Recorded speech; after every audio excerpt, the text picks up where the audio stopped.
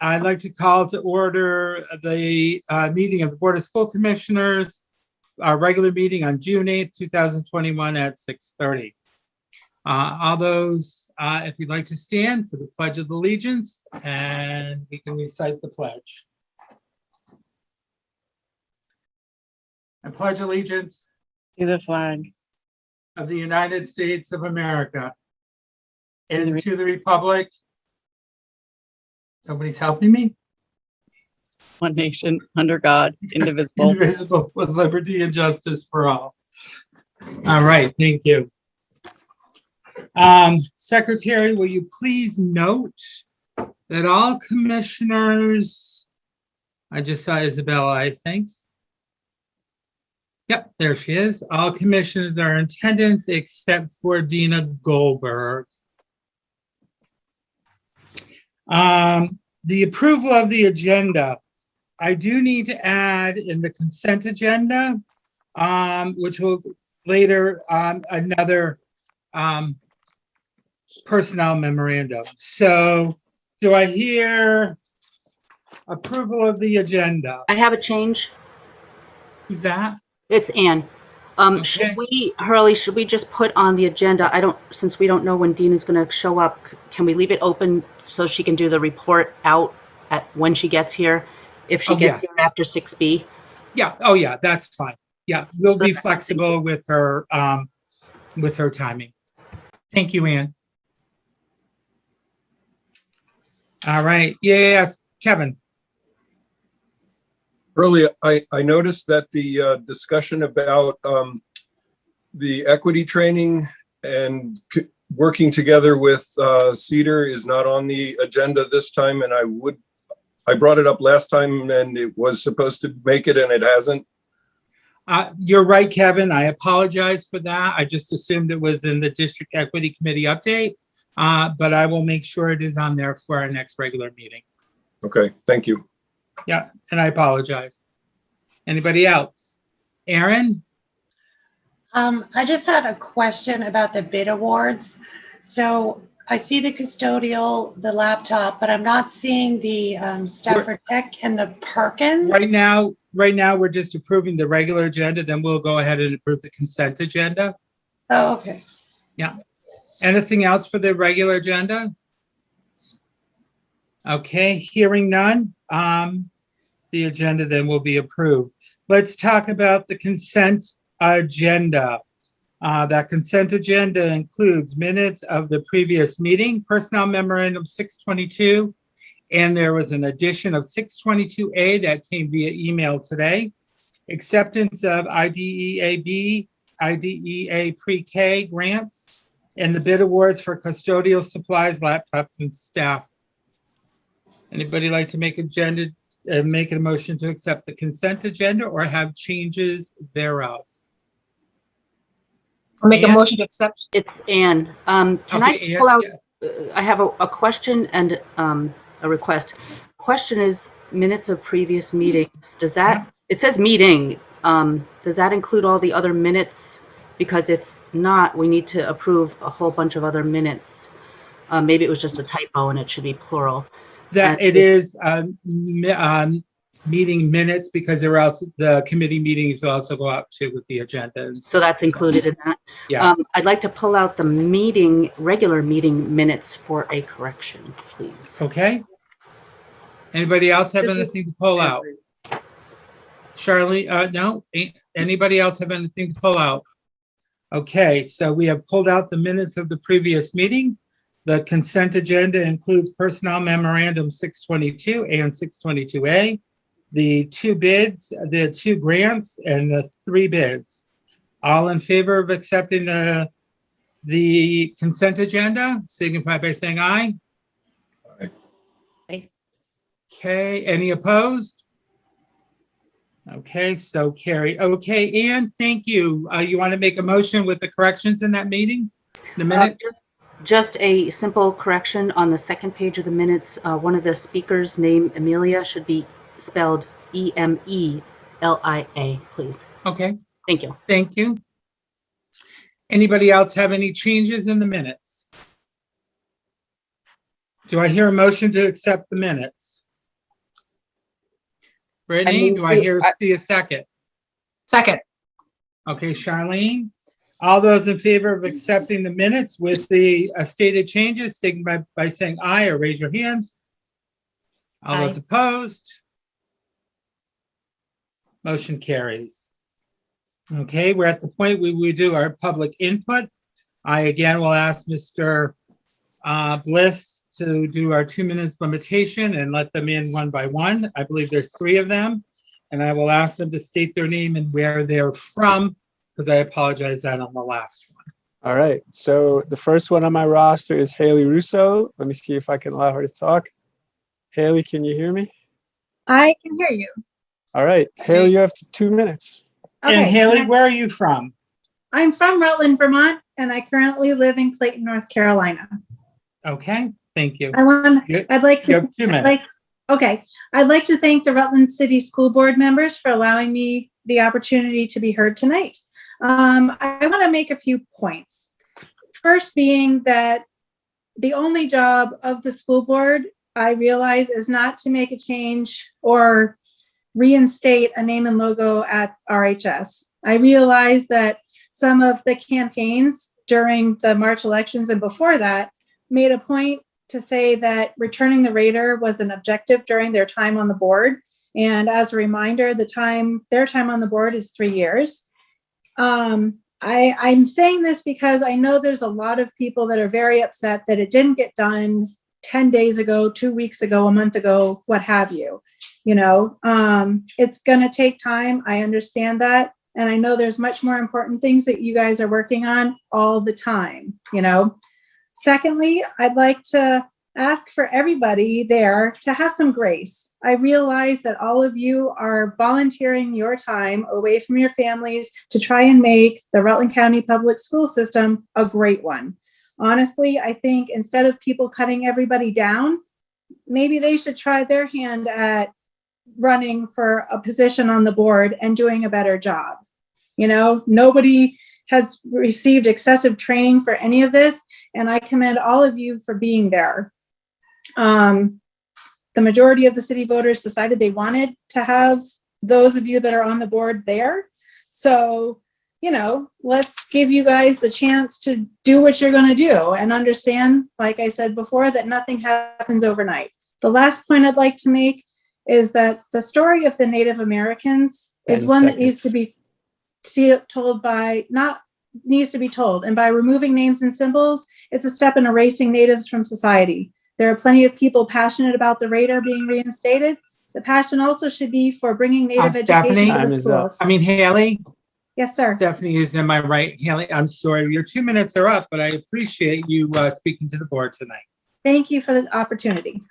Thank you.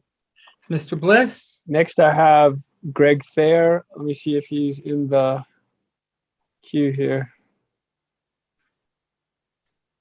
I don't see Greg's name at the moment. Hang on one Okay. sec, one more look. My next person, there's one other person on. Oh, no, I do have Greg. Thank you. All right. Okay. Hi, Greg. Sorry to keep you waiting. You have 2 minutes. Hi, y'all. Can you hear me? Yeah, Yes, we yes, can. Greg, we can hear you. Thank you. Thank you. Hello, commissioners. Thank you for the opportunity to let me make some comments this evening regarding this issue. I support restoring the Raider name to Rutland High School. As a graduate of MSJ, when we were not competing on the athletic fields or the courts or in a cheer competition, a spelling bee, or on a theater stage, I was a proud Raider supporter. I believe that the Raider is more than just a name or a mascot. It's tradition, an identity. It's who people become because of their love and respect for their school, the same way that Native Americans feel about their culture and heritage. Using the Raider name is an honor. It shows respect and commitment to never, never, never letting their story fade away. Now it's time to call the question. Excuse me. Mr. President, I call on you to call the question. The respect for this process has been largely upheld. The board's policies and Robert's rules are being followed. It's time to call the question. Thank you. Enjoy your evening. Thank you, Mr. President. Thank you, Mr. Bliss. Thank you. Thank you, Mr. Thayer. Okay, who is next? Next, we have Tammy Lancour. Let me see if I have her in the queue. QRS. Here she is. Stand by. Tammy, can you hear us? Unmute yourself.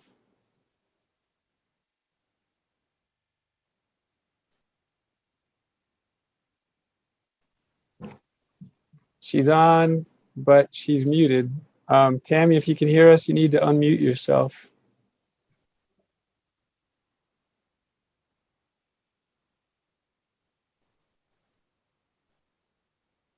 Okay, Seems like we're having a technical problem. If we Okay. can fix it, I'll let you know. okay, thank you, Mr. Bliss. All right, next is the student representative report. My understanding is we have to say goodbye to somebody tonight. And we were going to say hello to somebody, but I hear she's in a game right now. So who wants to start?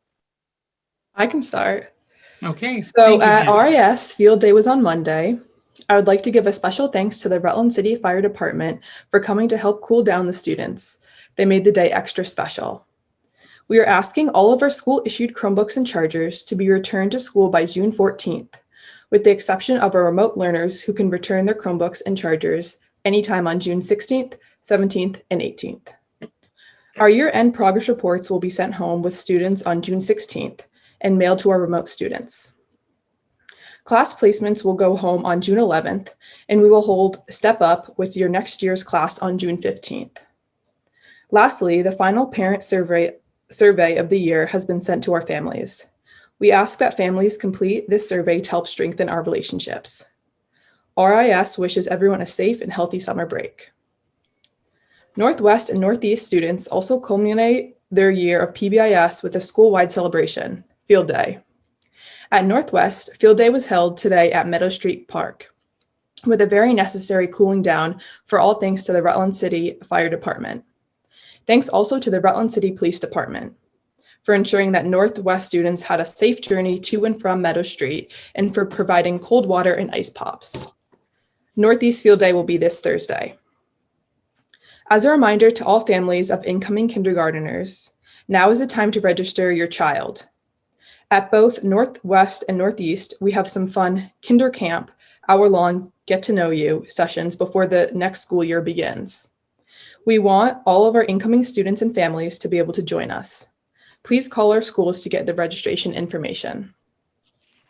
With the global pandemic concerns all year long, we wish to thank our students and families for their vigilance in maintaining safety procedures, as well as their understanding, patience, and support during necessary quarantines and subsequent remote learning sessions. And we extend a huge thank you to all of our dedicated staff and faculty for going far above and beyond on behalf of our students throughout this school year. That's all for me. Okay, thank you very much. Isabella? Hi. The last few weeks of school are always crazy busy in all schools, and RMS is no exception. On May 28th, we welcomed the Traveling Artist Residency Program, Dripped on the Road, to our school.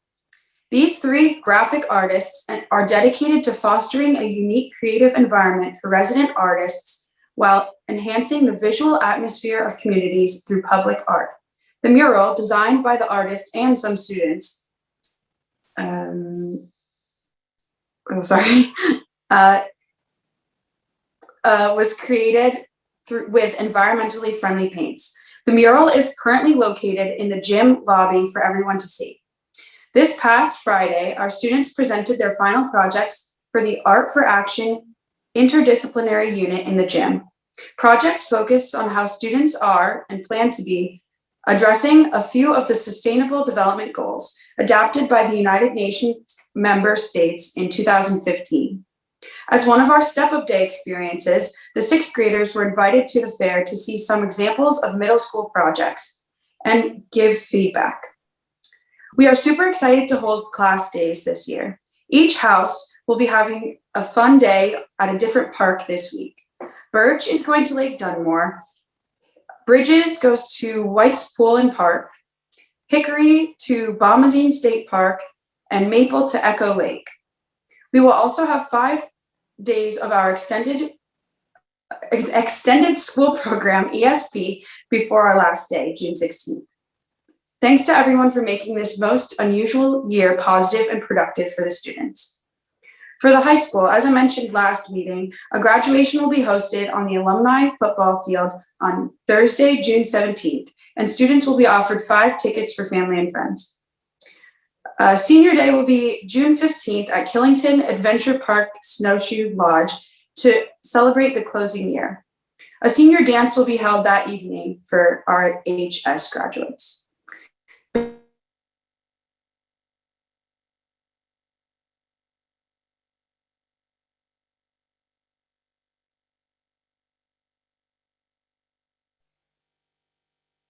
You froze up, Be sure Isabella. to check your emails for the complete schedule. Both the women's lacrosse team and tennis teams are still on the hunt for their state championships. Women's lacrosse is playing tonight as we speak. And I just wanted to say before,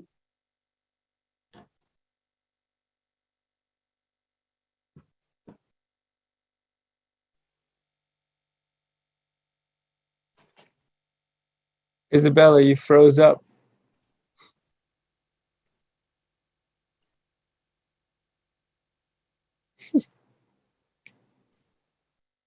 Isabella, I think you're back again. Did you want to say? oh, sorry, I was just gonna say thank you to Hannah for the work that she's done this year.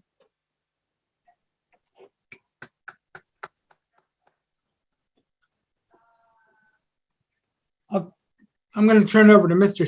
Schillinger for a minute. And Well, thank you, Commissioner Kavakis. I just want to thank Hannah for her years of service on the school board. As many of you know, you've gotten to know her as a student representative. What you may not know is that in her free time outside of this job, she's also a global studies and STEM concentration scholar. She is both a field hockey and a track athlete. She's a member of too many clubs for me to list here this evening. I'm really encouraged and gratified to tell you that she will be attending the University of Vermont next year as a member of the nursing program. And that is really great to hear. So Hannah, thank you so much for your service and all that you've contributed. Thank you. And Mr. Schillinger, do you want to tell us who will be joining us? I'd be happy to. Unfortunately, she's not able to join us right now. Lauren, familiar name, Lauren Salamano, who may know Hannah, will be joining us at our next meeting. The semifinal lacrosse game was scheduled for this evening, so she is in South Burlington currently, but she will be joining us at our next meeting. Isabella will be promoted to the senior student member, and Lauren Salamano will be joining us at our next meeting. Thank you. Any questions of our 2 student reps? Brittany? I just wanted to add congratulations. Thank you both for everything you've done. But I also want to congratulate the staff of Northwest. I spent the day with them today, hanging out and playing in the fields at Meadow Street. The teachers and the staff did an incredible job. All of the teachers, it was great. They all got gills for them. They had all put in, and so they all got gills. The fire department came down. The police department was, they were in the potato sack racing, and the kids asked them to do a bunch of stuff. So it was really awesome to see all the kids participate, and they were all, being really good about not kind of, coming together, still kind of following those codes of COVID. So it was a wonderful, successful day for them, even though it was like 100 degrees. And all those classes decided to not take the buses back. They opted to walk back. And that was their choice that they wanted to do that. So they were helpful. So shout out to Northwest and to thank all of them for doing that, Lindsay and Lauren. All right, thank you. Brittany, anybody have comments? Stephanie? I want to, again, take time to thank Hannah for her time on the board as student rep, and also to Isabel as well. And just a Girls Across update, I just got a text, they did lose 12-10. They were winning up to the half, so they definitely put in a hard fought game against South Burlington. Okay, thank you. Ann, do you have your hand up? Okay. All right. So I'm going to turn over now to Pam for the District Equity Committee update. And Pam, will you remember Cedar? Hey there, everybody. Say that again. We remember the report we need for Mr. Kefauver. Okay, Okay. sure. I'm not, Kevin, could you tell me what it is that you're looking for? What I was looking for was a discussion about the training that the Cedar group had and their recommendation that we get the same training. Okay. All right, I'll go through and talk about the work of the district equity work group, and then maybe Rob can have some insight on that, on the Cedar Meadow. So I'm joined by Gio Felco, and Gio has been the student who has participated the most in our monthly meetings. So good evening, and thank you for giving us the opportunity to share with you some of the activities of the work group. I'm going to go ahead and share my screen, hopefully.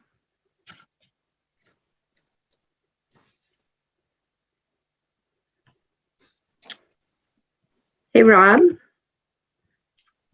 I'm here. My, it's not coming up as an option. It's saying I can screen, but my slideshow isn't coming up as an option. Can you share yours? Sure can. Thank you. There it is. So I just wanted to give kind of a brief walk down memory lane. You might remember that the idea of and the direction for a district-wide committee to focus on equity came early in the winter of 2020, before the pandemic, from the school board. After our time apart last year, Rob and I were anxious to pick up the charge that was given to us by the school board. In the fall of this year, we asked faculty, staff, administrators, students, and school board members to volunteer their time to gather monthly to focus on the topic of equity. In October, nearly 40 of us gathered via Zoom after some initial group work to set the stage for our time together, such as establishing group norms and sharing why we were interested in talking about equity. We started thinking and talking about how equity connects to the Rutland City Public Schools vision statement. As you might expect, it became apparent that the word equity evokes different thoughts and feelings, as well as meanings.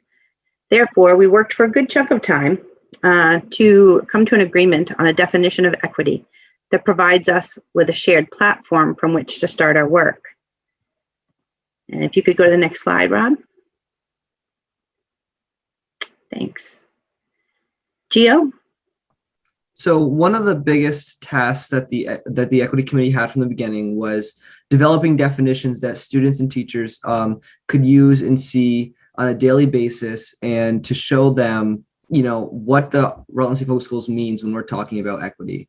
So we came up with two definitions, one for adults in our buildings and one for students. So the adult definition was increasing the possibility of success for all, interrupting systemic practices that negatively impact students based on who they are, and providing equal access for all and cultivating every student. For students, the definition is everyone gets what they need to become who they are self-determined to be, making sure that nothing is in the way of any student growing to become the talented and wonderful humans they are. To spread the message that we're trying to share in these definitions, our committee, particularly the subcommittee of communication, came up with these posters that are posted around Rutland High School and Rutland Middle School, and will eventually be posted throughout the buildings in our district. And if Mr. Bliss could go to the next slide, they're shown there. So those are the posters that we have created, and it includes some images that I first saw at our GIN conference a couple years ago with the theme inclusivity, and our keynote speaker shared these with us. So we thought this would be a good way to talk about equity in our buildings, and so students can see those definitions every day. And coming up with these definitions, you know, it kind of hit home what we mean when we talk about equity in our buildings. And it talks about what aspects of equity we want to look at throughout the district. Thanks, Gio. Can you go ahead to the next slide, Bob? So after we were satisfied with our common understanding and the definition of equity, we spent some time thinking and brainstorming about what our schools would look like after we had engaged in equity work after a few years. And we asked the question, you know, thinking about our work over 5 years, what is the equitable experience that students and their families would have as they walked in the doors and took part in their educational process? We came up with some pretty innovative ideas about how to help all students, but one of the looming questions became, how do we even get started? It was agreed that we needed to investigate resources that would be available to us, both within our community and beyond. Initially, the group looked at 9 different national organizations that offered a variety of supports to schools and organizations that were looking to engage in equity work. It was during this review of resources that we discovered and agreed that an equity audit would be an appropriate next step. So you might be saying, what's an equity audit? An equity audit is a study of the fairness of institutional practices, programs, and policies. Such audits represent a significant investment in resources, which are both human and material. So the work group narrowed the 9 organizations down to 3, and volunteers formed a subgroup to further explore viable resources and to make a recommendation to the whole group. After further investigation, the recommendation was to use the resources and the support from the Mid-Atlantic Equity Consortium.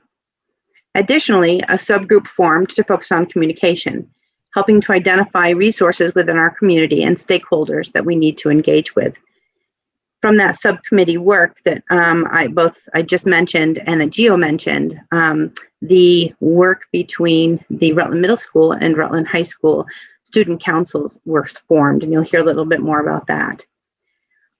One of the benefits of the equity work group is that it includes representation from all different buildings.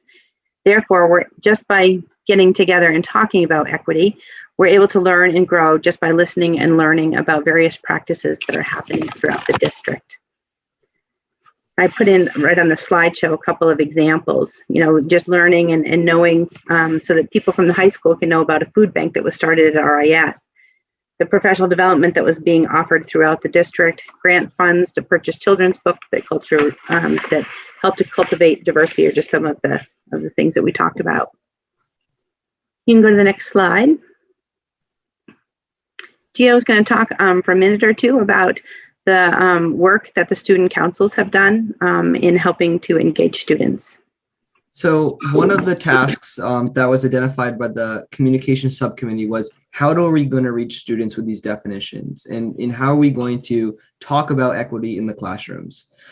So to guide this mission, the RMS and RHS student councils work together to plan how to spread these messages to our students and even the faculty. Part of that work included making those posters, as we talked about before, and developing surveys and talking points for teachers that they could address in class. As we refine those throughout the end of this year and into the summer, we're looking at possibly implementing those into the next year. In addition, just today, actually, we finally got down to the middle school, some RHS representatives, to talk about student government participation at RMS.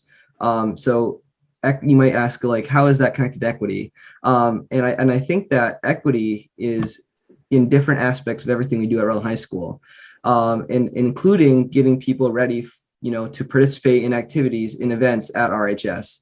We don't want students to feel unprepared. We want to make sure everyone has specialized supports when they get to the high school building.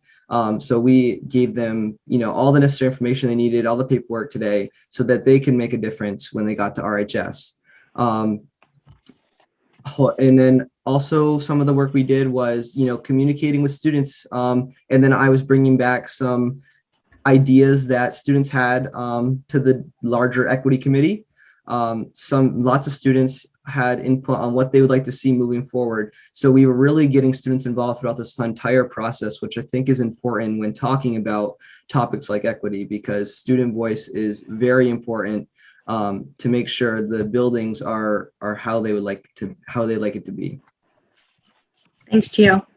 So our last activity of the school year is a survey for faculty and staff and students in grades 7 through 12 and our community, which of course includes parents and guardians. As a part of the committee's work, we need a better understanding of the experiences, thoughts, and perceptions of our stakeholders. It's imperative that we have concrete data from the groups that I mentioned so that our direction can be well informed and targeted. We want to avoid assumptions and eliminate any implicit bias that we as a work group may have. And obtaining concrete data through a survey from everyone is how we can best do that. So that brings us to our next steps. Over the summer months, our work group members will have the opportunity to review and analyze the data that was collected from the completed surveys. Additionally, we will plan the rollout of the equity audit, which will be done using the materials and the support from the Mid-Atlantic Equity Consortium, sorry. And finally, for those who are able, we'll engage in a shared learning experience. We will read the book Belonging Through a Culture of Dignity by Floyd Cobb and John Crownapple. I keep having to look at his name because it doesn't flow naturally to me. I imagine you have questions or concerns at this point or comments. So we're happy to answer any questions that you have regarding the work of the Equity Committee.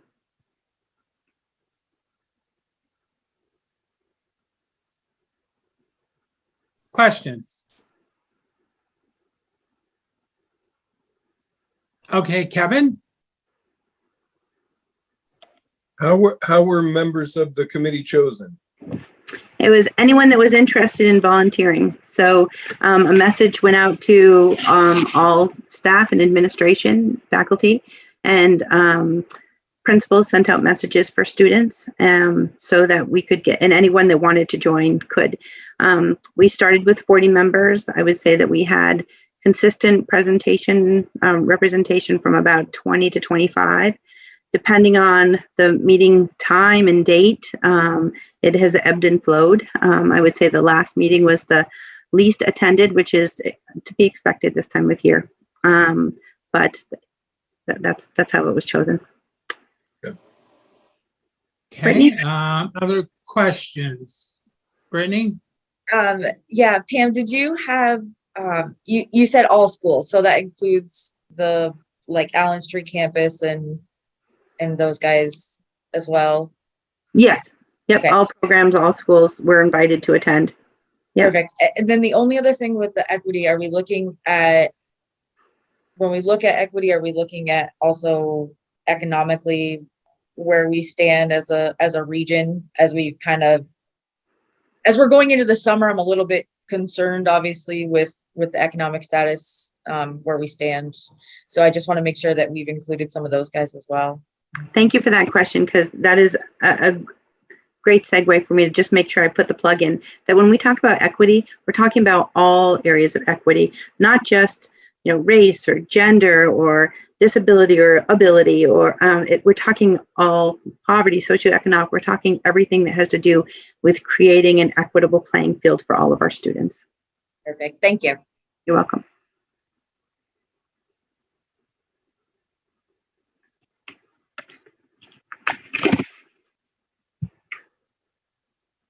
I see Erin's hand up. And Hurley's on mute, but talking. So sorry. I had Okay, sorry. call you out. So really, I wanted to say I really congratulate you for the work that's been done and the student engagement. I think there's a lot. I look forward to getting surveys. Mm-hmm. And also the 5-year projection was really exciting for me because things do take time and there's steps in evolving. So that was great to really be looking forward. And Giovanni, you're going to have to keep the students rolling to keep them engaged. So you have to keep the message back, okay? because I think, you know, the middle school is an untapped asset too for student voice. Yeah, I think that was kind of it. And, you know, to Brittany's point, I know you said food bank, so there is community engagement, and of course, keep using the other community resources we have, and, you know, keep the communication open, I guess I'm saying. Thank So you. thank you for all your work. Thank you. Anybody else have a question?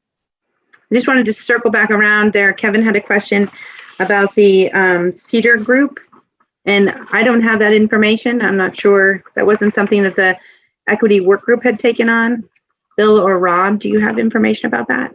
Yes. So even prior to the last board meeting, I know that Bill had reached out to Lyle Jepson to have a conversation about the level and type of training they had. And so we do understand the kind of excellent work they did.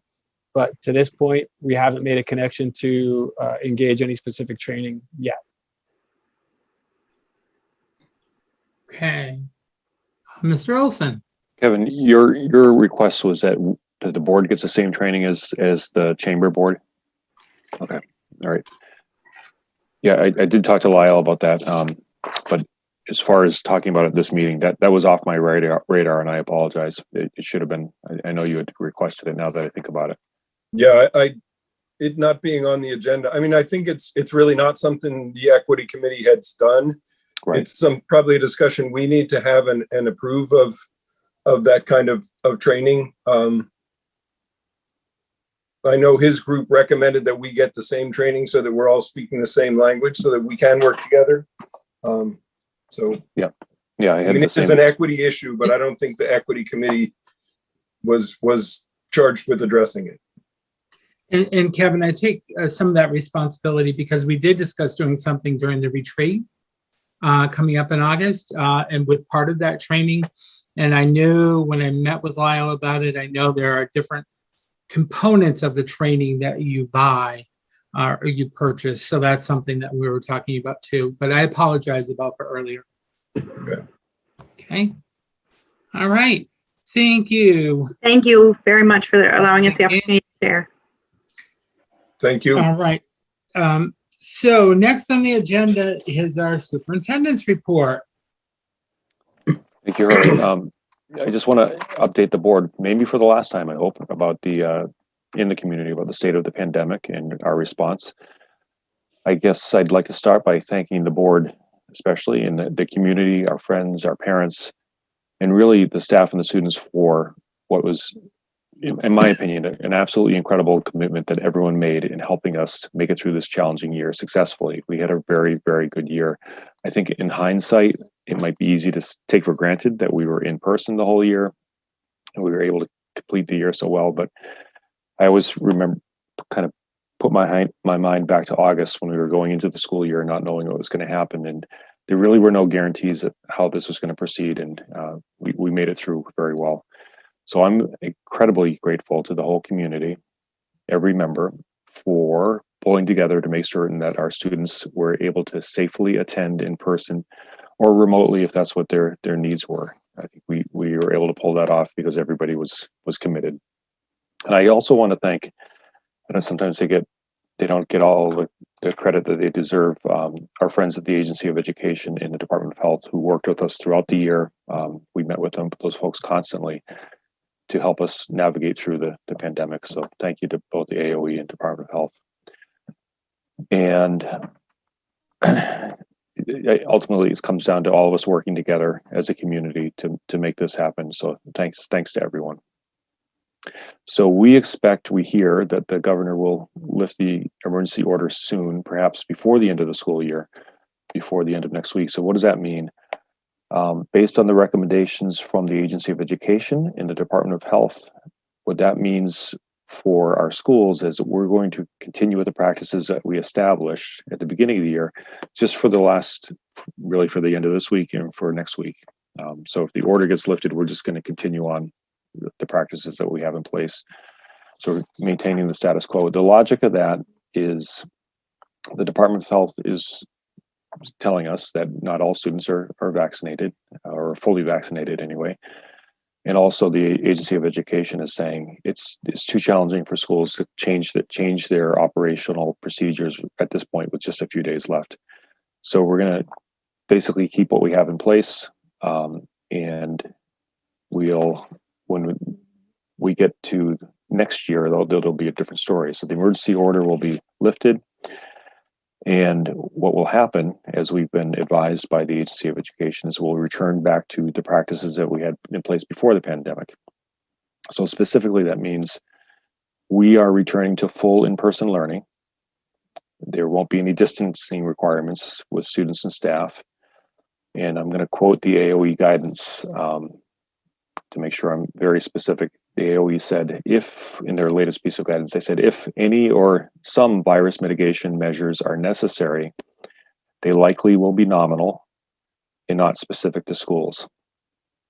So we expect that we should generally be back to the way we were before. A topic that's been brought up recently in the media is about snow days. So the AOE specifically made clear that as we were able to go to remote learning during inclement weather this year, that option is not going to be available next year. So we won't use the remote learning in the event of a snowstorm. So that's it for next year. That's the guidance that we've had so far. I expect that there might be a bit more coming out over the course of the next few weeks or through the summer. But that's the general guidance that they gave us just last week, actually. I'll speak to the vaccination efforts. I want to encourage our community to get vaccinated. We still have a little bit of a ways to go. I would like to thank the Department of Health for offering us a location for vaccinations. That happened over the last few weeks, and it completed today at Rutland High School. So we're reminding families that there are vaccinations available for students aged 12 years and up.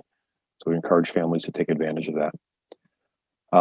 And as I understand it from our weekly communications with the Agency of Education, it appears that there will be a vaccine likely available, approved by the CDC for students younger than 12 sometime during the summer. So when we hear about that news and we can help communicate that for the benefit of the Department of Health, we will do that. Let's see, we were updated by our student representatives about end of the year activities. And so I'll cut this part short, but I will say that last week, Friday, Stafford hosted a big award ceremony under a big tent, and they were able to have that ceremony in person. It was really great to watch. They also streamed it live for parents to watch. It was really nice to see, and I want to congratulate all those Stafford seniors. I always come to the end of the year and you forget about how meaningful the end of the year is. It was very meaningful to hear the words of the great accomplishments that those kids were able to achieve, and especially in Stafford, where I think most things are very much hands-on, and they were still able to pull this off and be successful this year. So congratulations to Stafford Tech seniors. We heard about Rutland High School's events, and I'll just say congratulations to the class of 2021. That whole school has worked very hard to make sure our seniors got to the finish line, and we still have a little bit of a ways to go. So we're encouraging kids to finish up. But congratulations to the high school team for making the year for all 4 grades, and especially for our seniors, as normal as possible. And congratulations to those 12th grade seniors. Just to remind everybody that graduation is Thursday, the 17th, at 4 p.m. We set it.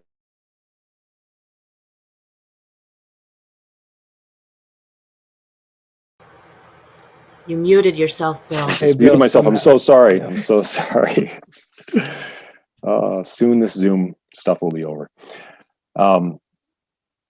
So I don't know where I left off, but anyway, I was talking about graduation on the 17th at 4 o'clock. We said that it will be at 4 o'clock because we need to be able to push graduation back, possibly if we have rain during the daytime. So we try to give ourselves some flexibility that way.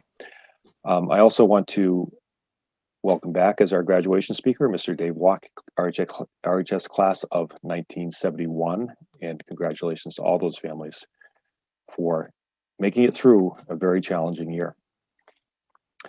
I have one more thing to announce, and it's been in the media already in the Rutland Herald, but I want to congratulate and recognize a member of the class of 2021 for a very, very rare and special recognition. RHS senior John Cotter was named as one of 161 high school seniors across the country as a U.S. presidential scholar, one of only 2 in Vermont. It's a great achievement.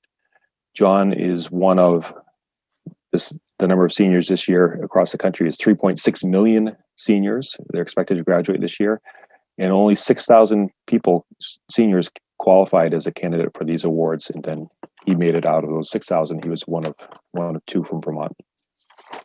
And just to tell you a little bit about the recognition, the White House Commission on Presidential Scholars selects scholars annually based on their academic success, artistic and technical excellence, essays, school evaluations, transcripts, and evidence of community service, leadership, and a demonstrated commitment to high ideals. So congratulations to John and his family. That's a truly noteworthy achievement.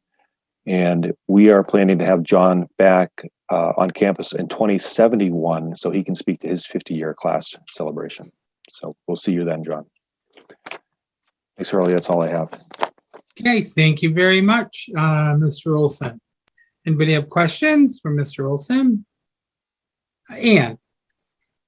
Thank you, Bill, for that. That's awesome update. I don't really have a question, but the rep from the board to Stanford, I'd like to shout out, which you did already, Bill. A shout out to Ms. Connor. She runs a tight ship, career in tech ed. She's got a lot of experience and has done an awesome job this year. She and Ms. Delpha arranged a National Technical Honor Society induction ceremony, which was an excellent ceremony, and also the senior celebrations. So I wanted to thank also Ms. Sillo and Ms. Thies and for really honoring our students, seniors this way. And also to wish Ms. Delpha an amazing retirement. Thank you for your work. Hey, thank you, Ann. Anybody else? Okay. Next, we're going to be talking about recovery planning, and I believe I turn that over to Mr. Bliss. That's me. Thanks, Mr. Kavakis. And I just saw you crack a smile when they were talking about snow days. I really appreciate that. So my topic briefly is going to be a very large one, but I'll condense it to offer some critical points of information, and that is what the state is calling recovery. And I'm going to share my screen so you can see my little presentation. And I'll walk through this pretty quickly. But this is just a district overview tonight. Nothing too in-depth, but we wanted to give you and the community a bit of an idea of what we're doing, what we're planning, and what kind of work we can see going forward.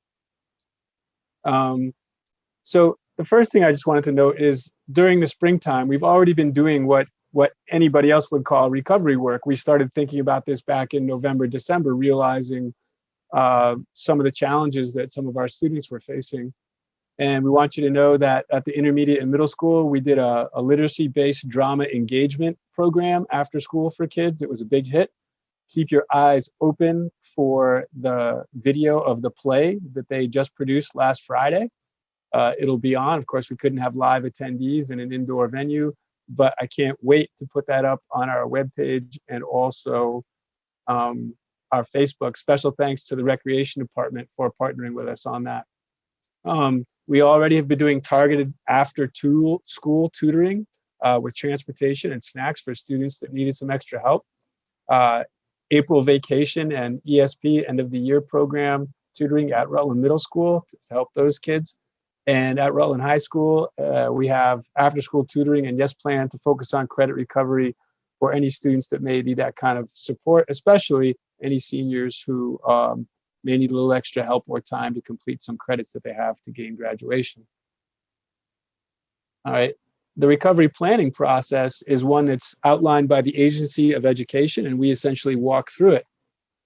There's a link there in the slides, and I sent these slides to the board today. That link is to a VPR presentation or program that Secretary of Education Dan French was on last Friday. I think he did a fine job of explaining how the state is approaching this topic of recovery.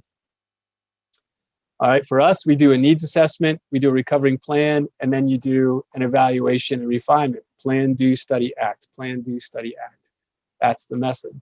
So during the needs assessment, among the things that we saw in ours is that our students are lonely, they're sad, too many disconnected, lacking meaningful peer relations with teachers. And we see that as having a correlative and direct effect, especially on our traumatized students and students who may have come to us from disadvantaged socioeconomic places. And an ever larger percentage of our students were basically kind of unavailable for learning.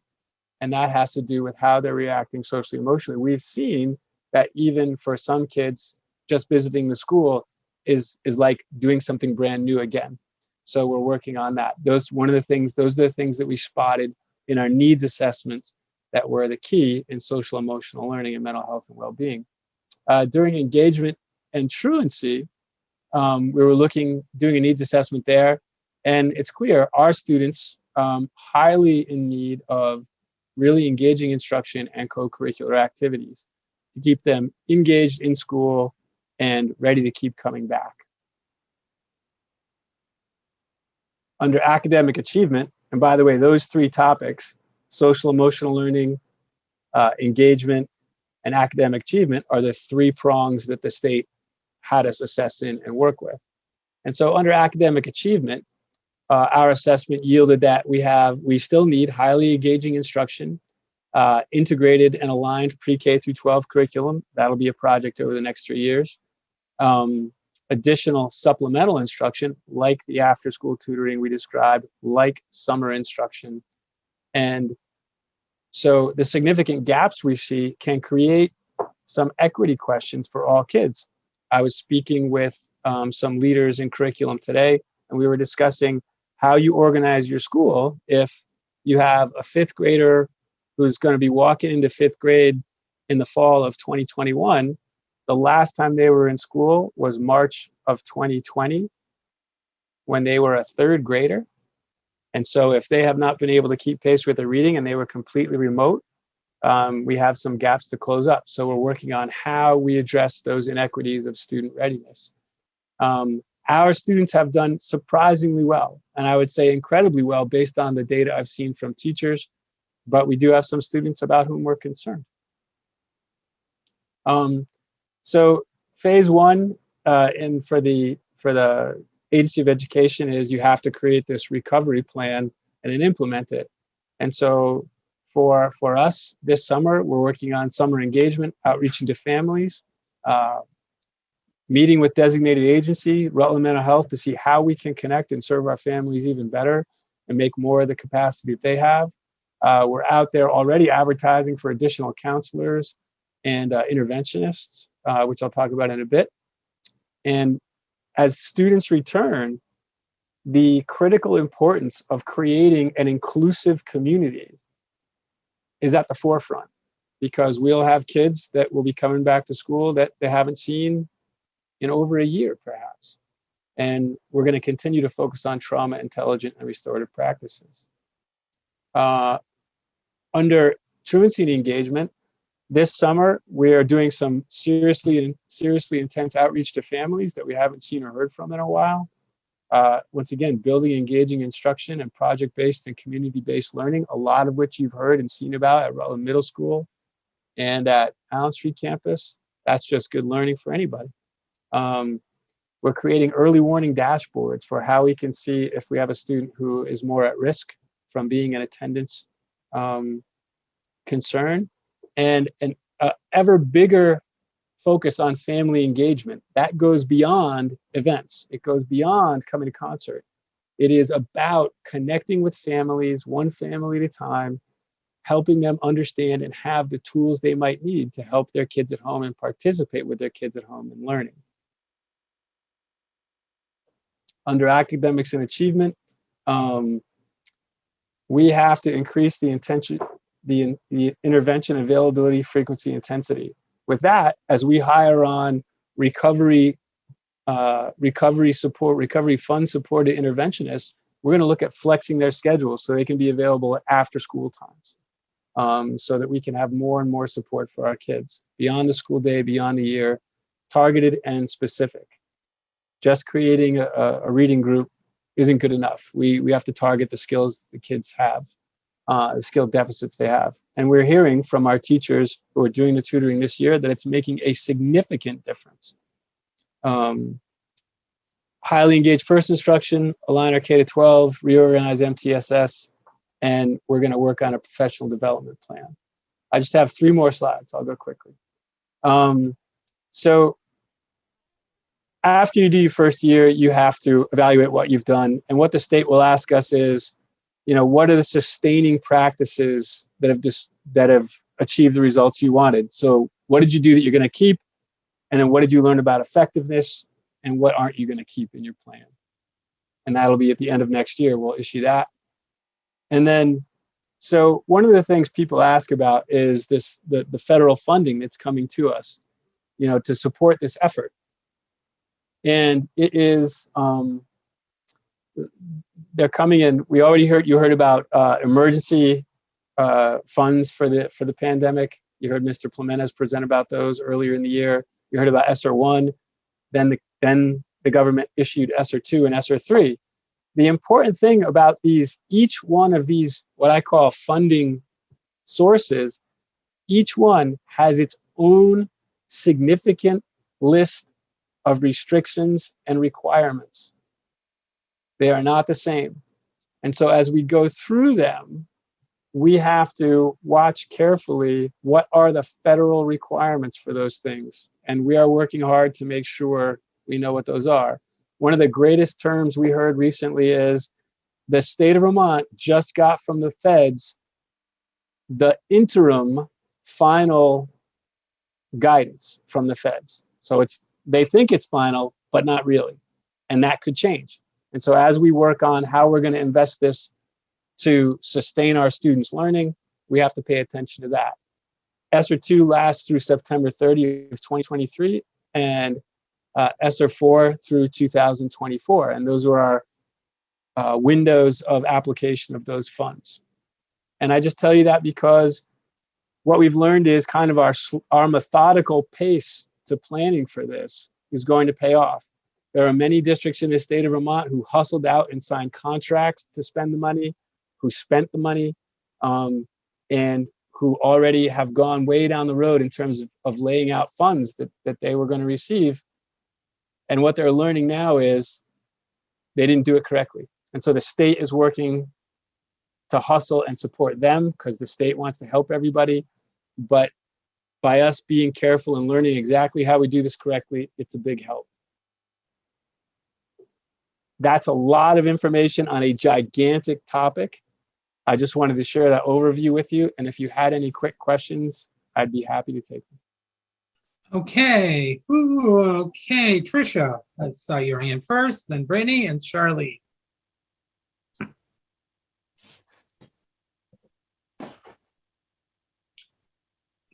All right, bear with me. All right. Yeah. So I'm just curious how you feel the children are currently performing if you had to look back through a looking glass of prior years for as far as milestone expectations. Do you feel like they are significantly behind, or at present the children that have been going to school are at the expected outcome that we would expect them to be, whether or not there had been a pandemic? Mr. Bliss? That's a great question. And I have a couple of answers. One is you can't compare 2 years in this climate. But what I will tell you is the local data we have on our students who have been in attendance is really solid. The students we are most worried about are the students who were not engaged or what we call partially engaged. So as an example, we're here on a webinar and you can see that some of the people have blacked out their screens.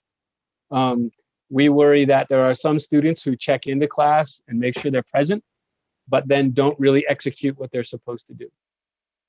I've even talked to a few parents who see that in their own kids and have to prod them to get back on. And that's one of the equity issues we talk about. If a student is at home with a family that maybe everybody's working and they can't support the student at home, or they don't have time to, those students are a little bit more challenged to stay engaged. So one additional follow-up question for that. So do we have, I imagine, you'll work out the logistics as the school year starts and, proceeds, but do you have some ideas in place so that teachers, of course, already have a challenging time with all the children in the classroom, but we're going to be getting children back into the classroom who may really have poor attention.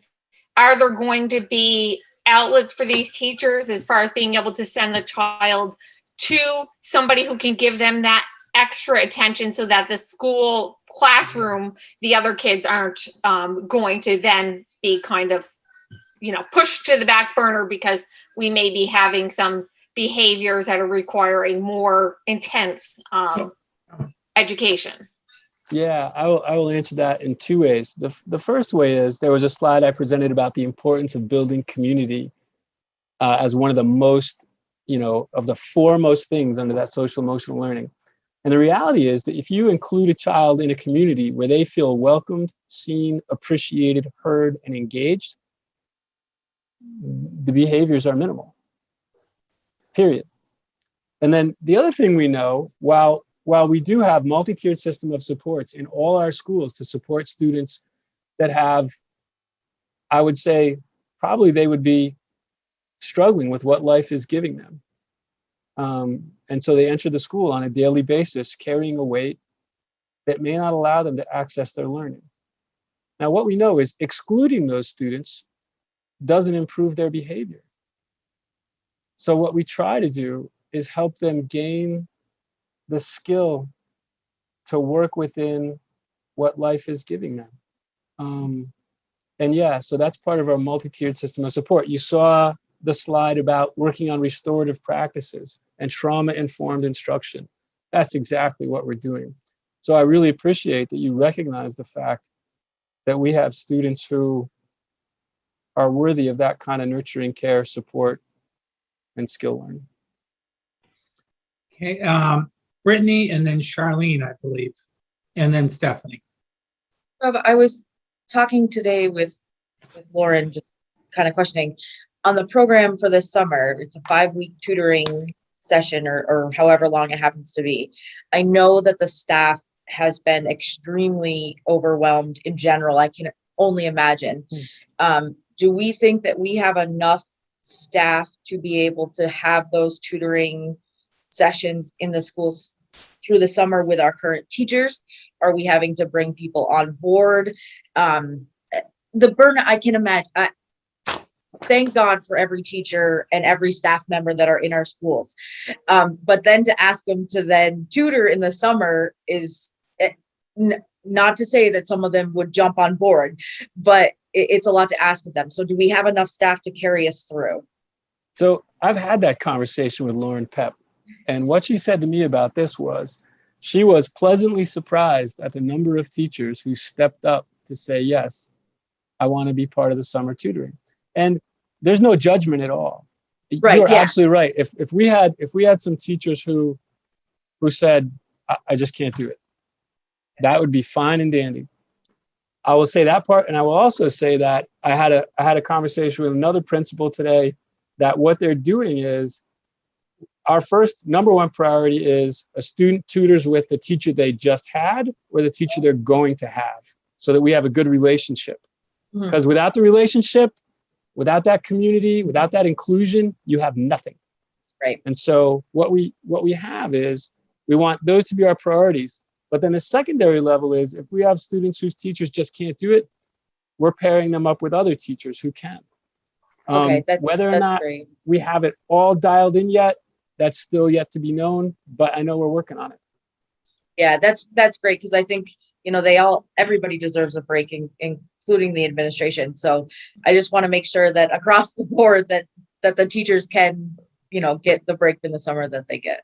And I think that was part of the reason why they limited the time frame there. Instead of saying it would be 6 or 7 weeks, like 4 or 5 weeks is enough. Yeah, it makes sense. Okay. Charlene?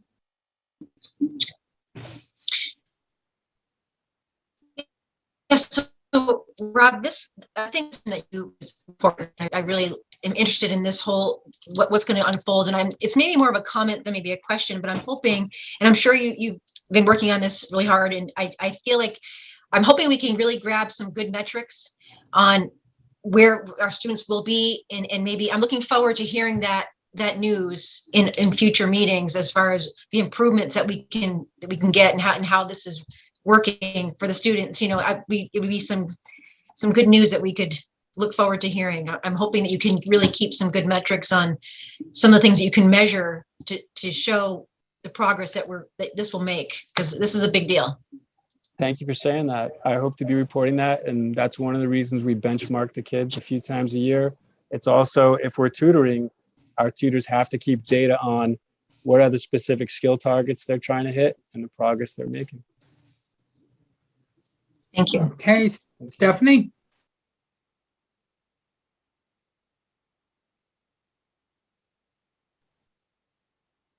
Stephanie, there you are. Oh, now you're back off.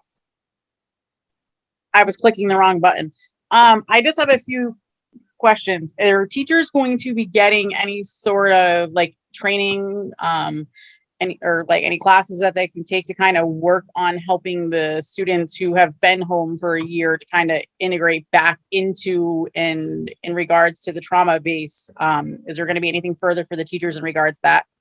Yeah, so I was just talking to one of our principals today, Suzanne Engels, who was interested in organizing us, getting a coach in to talk about, oh goodness, there was a special name of the type of classroom, but it was a restorative kind of trauma-informed classroom.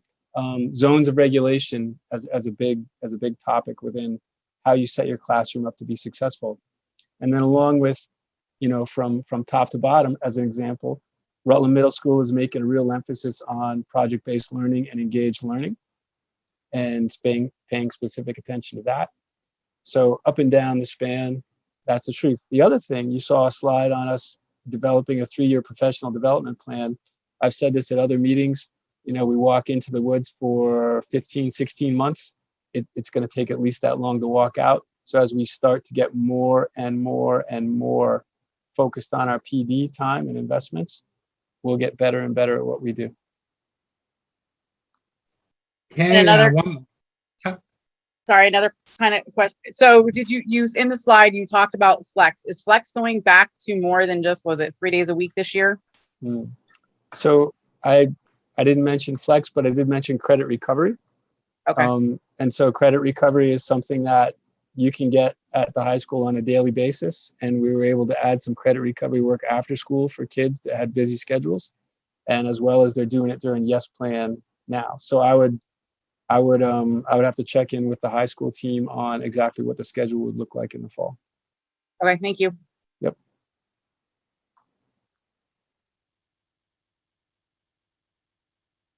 Thank you for your time. Thank you very much, Mr. Bliss. I'll remember to unmute. And before we begin with the summer hiring protocol, I just want to give a quick update.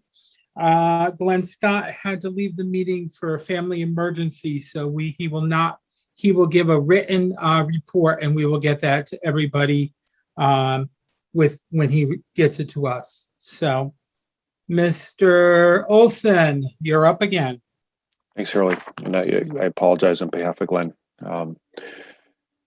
Just to be really brief, this is the time where we are still in the middle of hiring for some open positions, and even with, as Rob was just saying, with our recovery money and the possibility of hiring a few more folks, we're still really right in the middle of that process. So every summer we ask that the board consider, as we go through the interview process and eventually new hires come into the Longfellow and the superintendent's office, we will send out an email description of who we're offering positions to.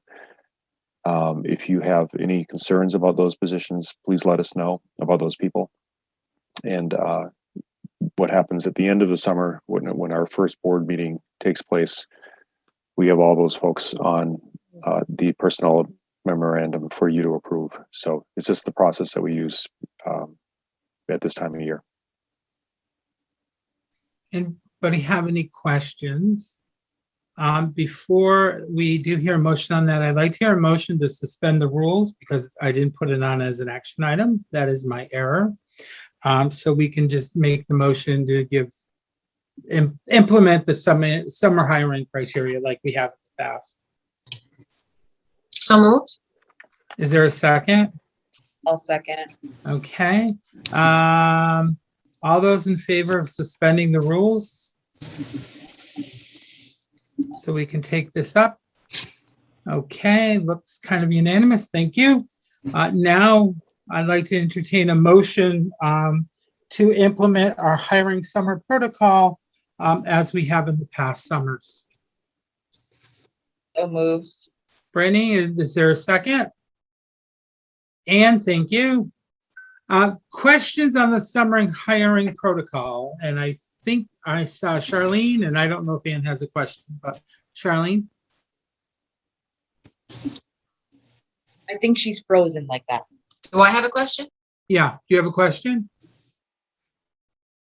Am I frozen? Okay, you're frozen. Okay. Does Can you anybody have a? Can you hear me?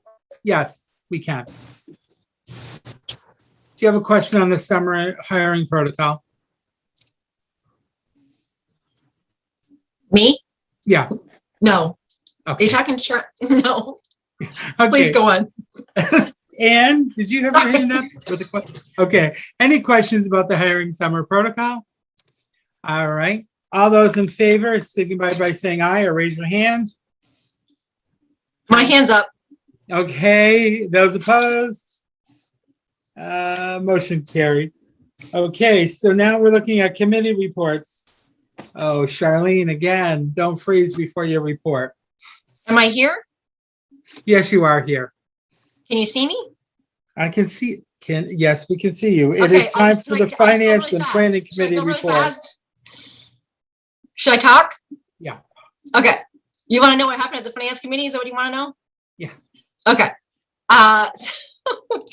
We talked about developing a structure, like a framework that we can use to set priorities and focus on our energy and resources to make sure that we're working towards a common goal for the school district. This would help, we're going to put in short-term, mid-term, long-term goals. I think Ted, in his wealth of experience and knowledge, is going to bring to the table that, plus looking into other successful systems that we could probably implement. And I think once we adopt those and we develop that, we can use them for review, and we will revise them as we go on an ongoing process. That's the general gist of the whole thing, and we would use it as a tool as we reviewed it, whether it doesn't have to just be annual, it could be more often or not, but hopefully it'll have a range of goals. And I hope I covered it, the whole thing. Ted? I think you hit it, Charlene. I have nothing to add. Thank you, though. All right. Anybody That's it for have the any Finance questions? Committee. Okay. Questions? Okay. Policy and procedure review. Have you met since the last time? Dina? No, haven't met. Oh, Mr. Olson? Oh, wait, sorry. I thought you meant policy committee. I was No. the half brain syndrome right now. We've met, when was it? Last week. Yes. So we met, and we met a couple times. We reviewed the charge of the committee, and we've also requested the assistant of the administrative team to help us find an expert to support our efforts. And when you do that, sometimes you have to wait for people to respond to you and work around their time a little bit. So that has been a bit challenging. But I think we found somebody that can help us process the charge of the committee. And I will hand it over to Bill Olson for a second, just to go over some of the information about the person that is going to be involved in this. Thanks, Tina. We're going to be working with Chris Leopold, who's an attorney with McNeil, Letty, and Sheehan. Chris has worked with school boards all across the state for years, and so we've asked him, what kind of process would work for you as far as taking a look at the charge of that the committee has. I spoke with him today, actually, and so he's asked me to send up the materials that the committee had. He's going to take an initial look at it and then get back to us. The challenge for him might be, I think the committee was talking about meeting next Tuesday, the 15th. He might be able to do that. It depends. It depends on how the rest of his work schedule goes. So I don't know if we would have any feedback from him by that time for certain, but it's still possible. He said, I really need to look at what you have for us before I can give you an indication. So I hope that he, by the end of the week, will have some kind of clarity about what he has to do with that, and whether we could have that meeting on the 15th or not. But he thinks for sure he would be done, giving us any feedback that he has by, I think he said like the 25th or so of June. So should be able to be done by in the next couple of weeks. Any questions? Okay, Mr. Keith Faber, you are up for that big policy change. Kathy had her hand up. Oh, I'm sorry, Kathy. I didn't see her down in the corner. Okay. My question, I checked out Chris Leopold's website and his credentials, and I see that he's not a parliamentarian, nor does he lists a lot of his credentials, and Robert's Rules is not among them at all. So I'm wondering why he is our expert. Kathy, I spoke with folks at the Vermont School Boards Association, and I said, can you help us with, they know our charge and what we're looking to do. And I said, could you help us find someone that would be best for this? And his firm and he himself was one of the people that they had recommended. They talked about two different people, actually. So I had seen him working with the Vermont Superintendents Association and knew of his work. So that's where I suggested to the committee that we go with him. Okay. And is he charging us to look over the materials? Yes. And did he give us an estimate of how many hours it would take him to review the materials? Well, when I spoke to him today, again, he hasn't seen any of the materials that we have. So he said, I'd have to take a look to see what you're offering me. He said, I don't think it would be any more than 10 hours. I think it could be as much as 5 hours. Could be something very short.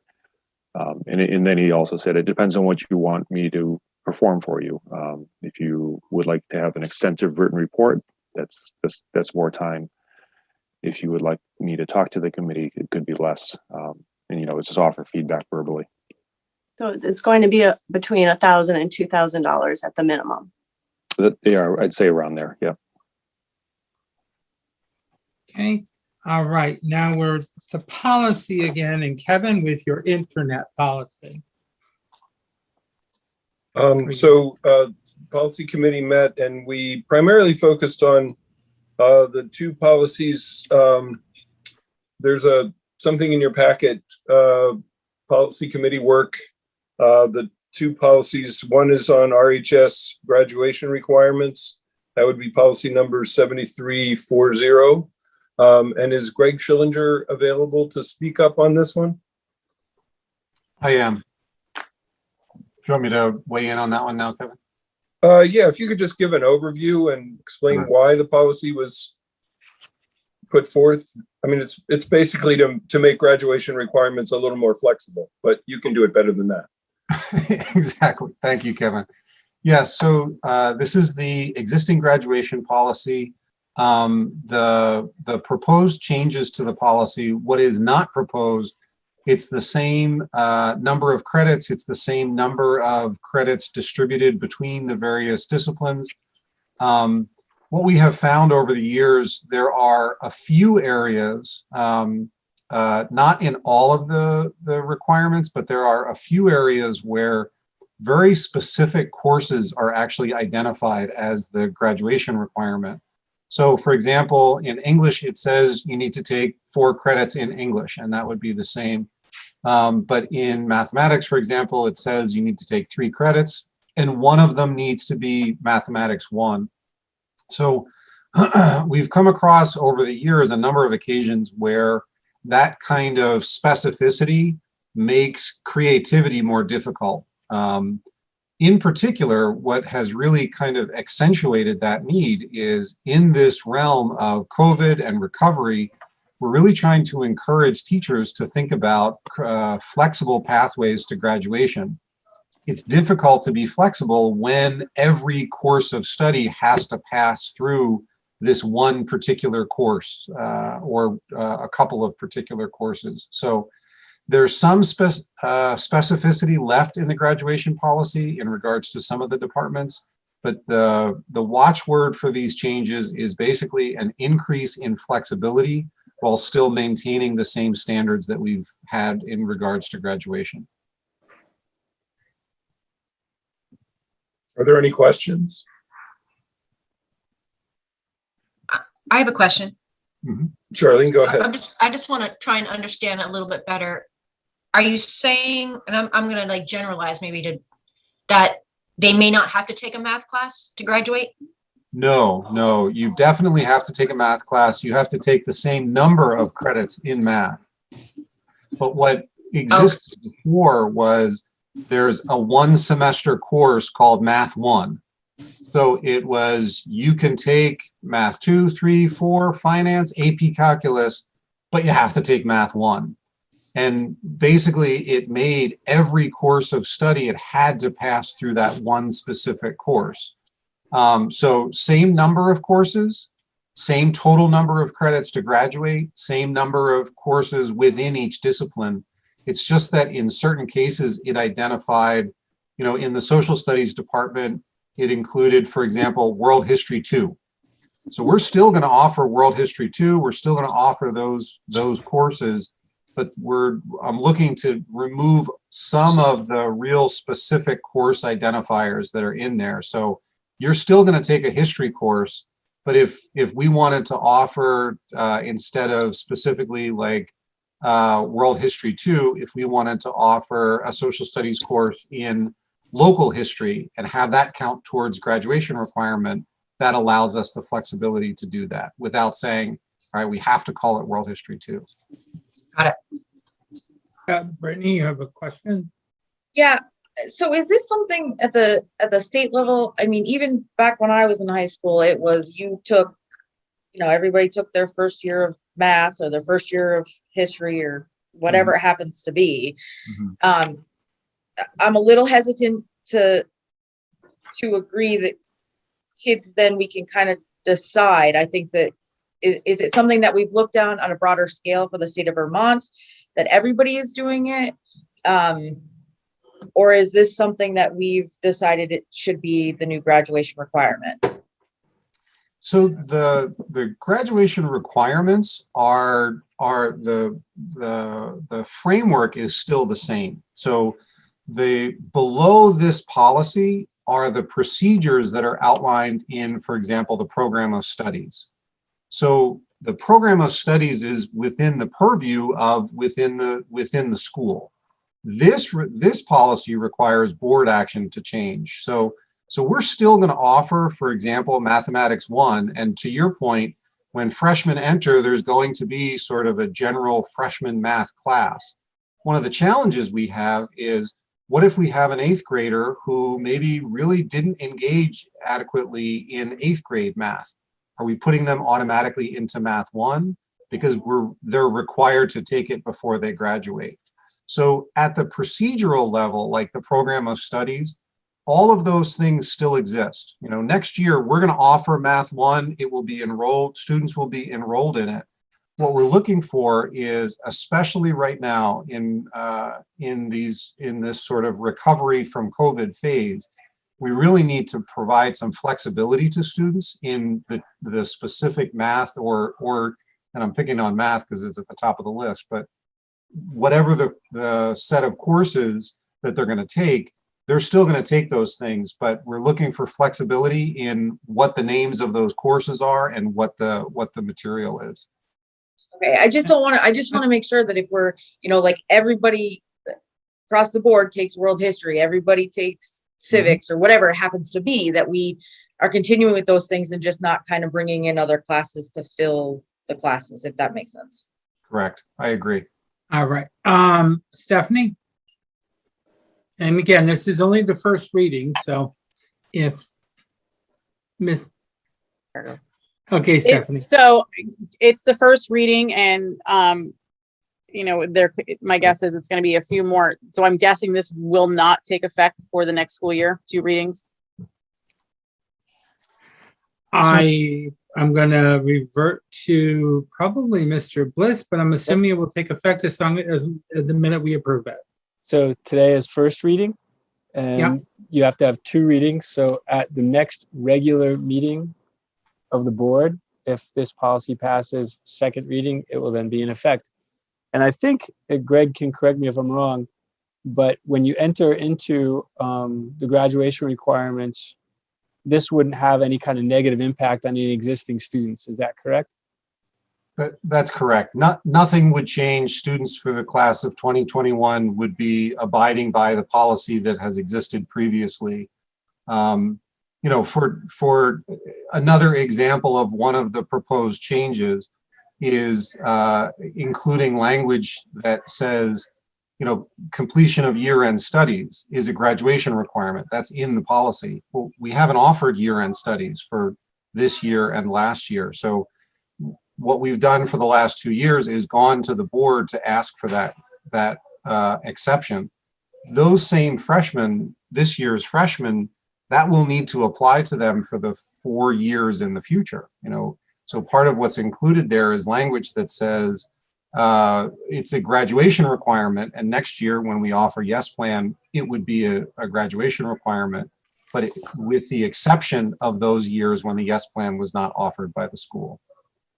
So follow up to the rest of my question. So with that being said, if the policy does go into effect before the start of the school year, do the students who are in those classes that are no longer required for graduation, will they get the option to go into a different class?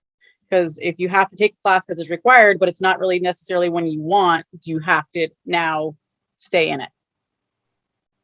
And that could be something you guys are still working on as for that answer. Can you look at, do you have the copy of the policy in front of you?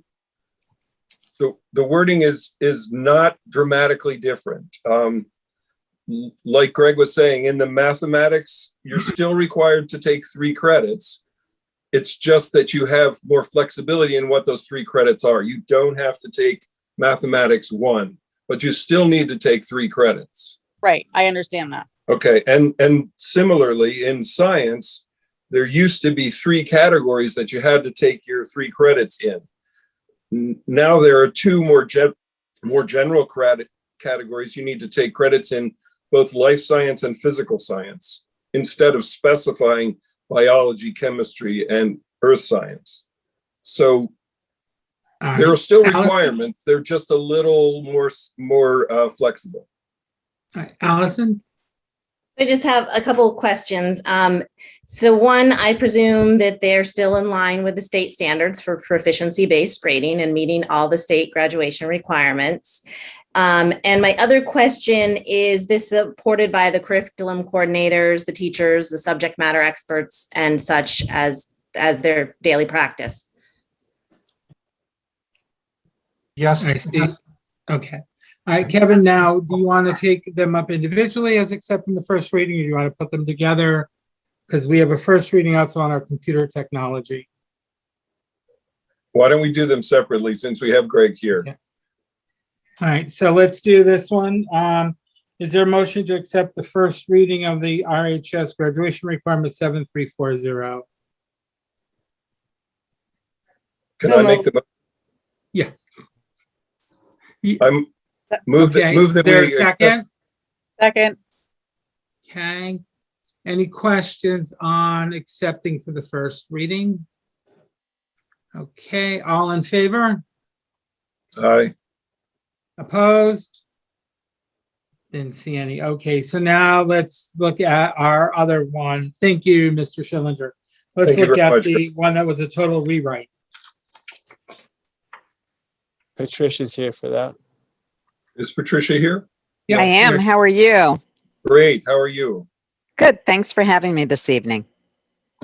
So my recollection of this policy was that there are lots of funding sources that rely on the guidelines of a certain federal group whose name I cannot remember. And we changed our policy to match their requirements so that we were open to more funding. Is that, I think correct me if I'm wrong. I think you're on the right track. Okay. So when we look at our policy, one of the things as I was reviewing the rules around USAC and receipt of funds and some guidelines from the Agency of Education, it took me back to this model policy. And so this model policy came out in 2019, and I pulled it up and I thought, wow, it's a lot more comprehensive.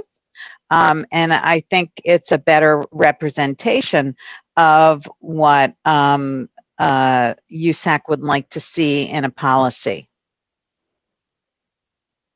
So, you know, when I look at the difference, pardon me? Oh, go ahead, Patricia. The Universal Service Administration, which is one of the places where we get funding through the E-rate program.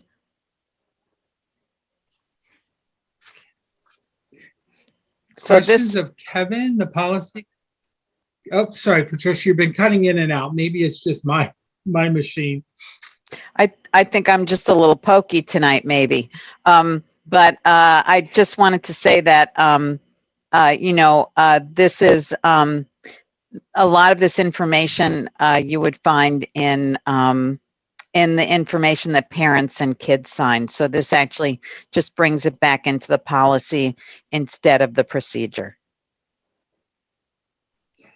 Questions? Okay.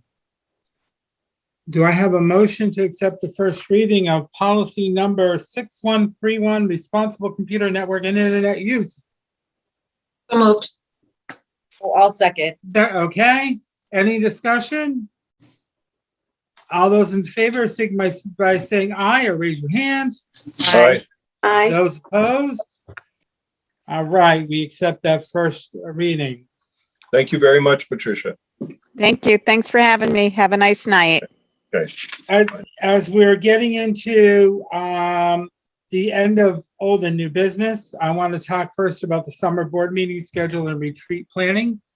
On June 22nd, we will be having a special board meeting. It's going to be more of a public forum on the name and the mascot, and there's probably a high probability that it will be in person. Mr. Olson and I have been checking our emails constantly to see when we're going to be in person. Any committees meeting during the summer, please be aware that as soon as the emergency order drops, we have to conform to in-person, which is open meeting law and all of that stuff. So we will do that. And we will be looking at ways that we can include Zoom and regular in-person for the June 22nd meeting. I think that was a question that was given to Mr. Olson today. And then 24th will be our first regular meeting because August 10th we'll do a retreat. I will be calling a couple people who have.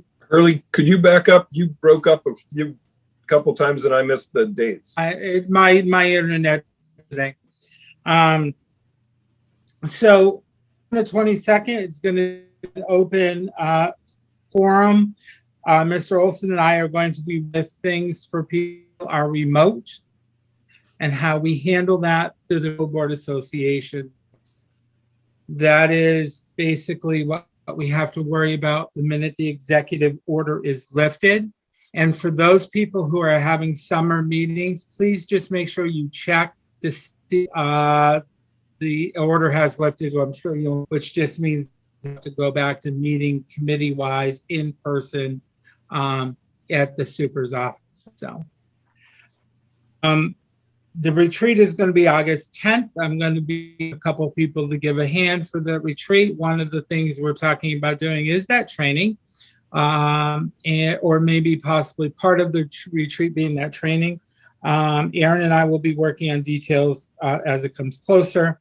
And August 24th, the regular meeting of the year. Okay, so I'm going to turn it over to Ted right now for a resolution for Vermont School Board Association's member. Yes, Ann, I'm sorry. I have a question about the meetings. Did you say the 24th, August 24th? August 24th should be a Tuesday. What is it? You kept cutting out. It's August 24th, a Tuesday. What's that's on our August first? 24th? Oh, I'm sorry. That's our first regular meeting of the new school. Of the school board? School year. Okay. And then are we able to, we're going to be starting up recording full board meetings. Did we have our, we didn't have our committee meetings recorded, did we? Pre-pandemic? I don't think we did, right? Not pre-pandemic. No, we didn't. Minutes only. We had minutes. There was always a minute taker in each of the committees. Okay. Okay, Ted, I'm going to turn it over to you. Okay, thank you, Hurley. Thank you, everyone. In your board packets, you should have a one-pager that's entitled Resolution for Submission to the Full VSBA Membership. I'm also going to attempt to share my screen here to pull up a couple of charts that summarize what's going on with the waiting study and what that resolution is about. Can everybody see my screen all right? Yes. Okay, great, thank you. So I want to give you just a very brief update on the legislative status, which we had an important event this week, and then just talk about that proposed resolution that's been drafted by the Burlington School Board. So let's see, let's go to the legislative update. So on Monday afternoon, Governor Scott signed Senate Bill number 13, which establishes a task force to implement the recommendations of the 2019 UVM pupil weighting factor study. That is a very important milestone because if that study and its recommendations are implemented, that could have significant ramifications for the ability of districts such as Rutland City Public Schools to provide educational programs and funding needed by our constituents. The bill was passed by 4 committees, 2 in the House, 2 in the Senate. It went through very extensive testimony and review and emerged with very high votes of approval in all the committees. So the task force that's going to be set up and which will be working for the next 6 months will include 2 members from each committee that was involved. So there'll be 8 members in total. And this will be exclusively a legislative task force because there won't be members of the AOE or other agencies technically on the committee. And their charge will be to figure out what steps specifically are going to be needed and what the time frame would be to implement the weighting factor study recommendations. That report is to be presented this coming January. So what I wanted to advise the board about is that the Burlington School District has recently passed a resolution to support implementing the recommendations of the study. Burlington is currently seeking co-sponsors to join in asking the Vermont School Boards Association to adopt this resolution. This is purely an elective matter, a discretionary one on your part. If you think that it would add value and would be something you're comfortable with. One of the reasons why Burlington has drafted this resolution and is seeking co-sponsors to add a little weight to the request is because any resolution that's adopted by the Vermont School Board Association becomes its official position on all educational issues. And then, of course, as many of you know, VSBA works very closely with the legislature on all educational matters. Why should we care about that? Well, because over the next 6 months, this 8-member task force is going to be developing the specific plans of how to implement the UVM recommendations, when they should take effect, where emphasis and resources should be placed. And whatever plan they come up with could have very significant implications for district budgets and programs. There's not necessarily a set answer for how that comes out. Therefore, the Burlington School Board and Twin Valley School Board, which has also recently voted to co-sponsor it, would like VSBA to weigh in and offer their support for recommending the task force report as written. So what I'm going to do on the next few charts, just to give you a little bit of orientation, and so you can assess, is this something that your board would like to endorse and co-sponsor, or perhaps not? The resolution contains 9 basic provisions, and I've got 3 of them recapped on each of the next 3 slides. My intent is not to go into them in detail, but simply to pose the question, and you can read faster than I could speak. How is the resolution worded, and would you consider its statements problematic or perhaps controversial or straightforward?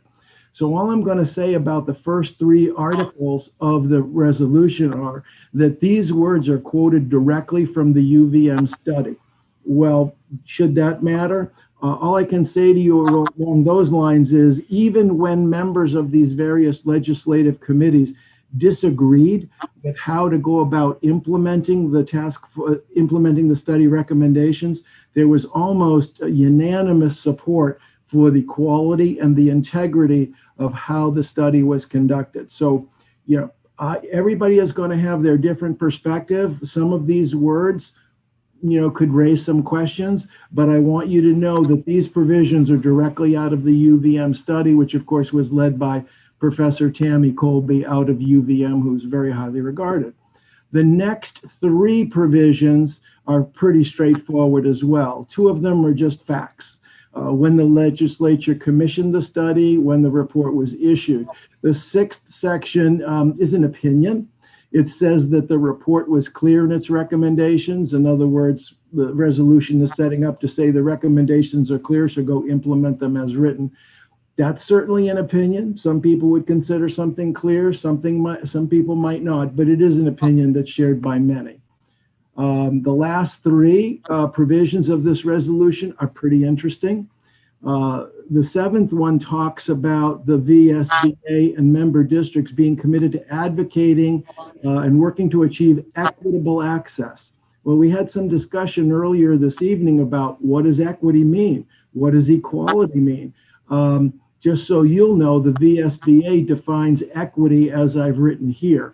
Equity in the VSBA sense goes beyond formal equality, and it involves achieving equity such that unequal distribution of resources and services may be required to meet students where they are. Another statement that is in the Burlington resolution says that the VSBA is being asked to fully support the findings as presented in the report. All I can tell you about that is that when I see the word fully, that means everything. The report is 150 pages. I've read much of it, but not all of it, and it's a pretty tough read and such. So that's a pretty broad statement, and people might be a little bit concerned about being so absolute. The VSBA does want the Vermont legislature, obviously, to thoughtfully and most importantly, expeditiously implement this plan.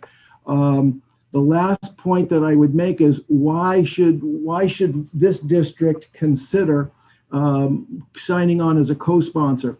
I pulled some data from the publicschoolreview.com just to see which are the biggest high schools by enrollment in 2021, according to their data. And I apologize that the numbers and the names are close together and not spaced out, but you can see that that the Burlington School District is number 3, and Rutland Senior High School is number 7. So I mean, we're in the top 10 public high schools by virtue of enrollment. So when you have a couple of those larger schools and districts involved, that obviously can be an important factor. So I'm going to stop sharing. The last thing that I'd want to say is, if you're thinking about cost and benefit, should I put my name behind a resolution like this? I would tell you that it might be beneficial in terms of helping the VSBA take up the matter of this resolution and then work with the legislature. I would like to think that whether or not Rutland City Public Schools signs on probably would not be the make or break deal for this resolution. But again, just as part of our job, I wanted to put this opportunity out in front of you. And then with that, I'll stop talking. And of course, we have members of the board who are also participating in the coalition, familiar with this, who may want to pick up and mention perspectives that I have missed. So with that, I'll we did put this on as an action item. Mhm. And I guess I'm looking at you for your pleasure. If this is something you feel we should sign on to or not, if someone would like to make a motion and then we can have a discussion. Allison? I would like to make a motion that Rutland City Public School Board sign on as a co-sponsor to the resolution as presented to submit it to VSBA. Okay, thank you. Is there a second? Second. Okay. Lots of seconds on that. So discussion before a vote. Is there any discussion on this matter or additional information that might be needed from Allison and her committee and Ted? Tricia.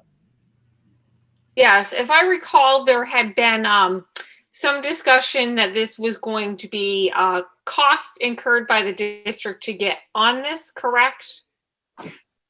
Allison, would you like to speak to that, or would you like me to?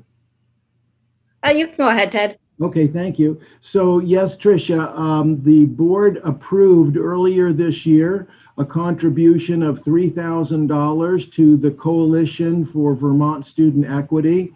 We did double check with legal counsel to make sure that that would be consistent with our fiduciary responsibilities, and the district did pledge $3,000.